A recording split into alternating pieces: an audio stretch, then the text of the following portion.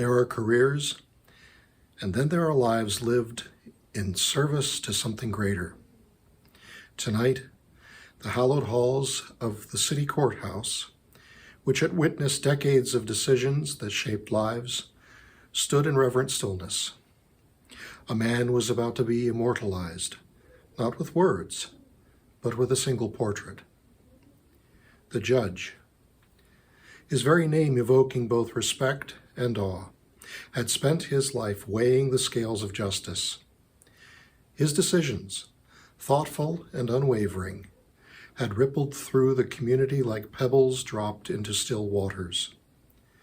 Tonight, it was his turn to stand before the law, but this time as a subject of honor. The grand chamber was filled with colleagues, friends, and those who had long admired his unflinching dedication.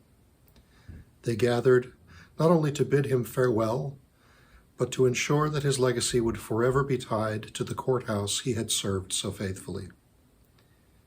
At the stroke of the hour, with a quiet flourish, the cloth that veiled the painting was drawn back. A collective hush swept through the room. There he was, captured in oil and framed in burnished wood. The judge sat in silent authority. The artist had captured not just the man, but the essence of justice itself. His eyes, deep with the weight of decades of careful judgment, seemed to follow you, asking the same silent questions they had asked from the bench. The set of his mouth spoke of compassion, but there was a firmness there too, the kind that comes only from knowing when to be merciful and when to be resolute.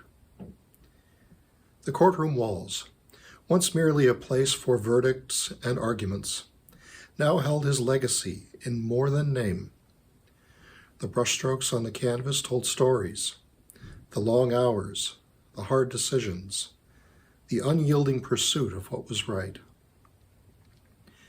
And as the painting settled into its rightful place, one could feel the room shift, as though the courthouse itself had acknowledged the weight of his contribution.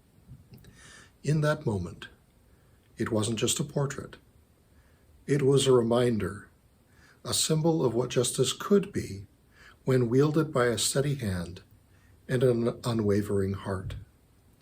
The judge, standing before the portrait, glanced up at the man who had once sat behind the bench and, for perhaps the first time, allowed himself to smile. This was not simply an unveiling.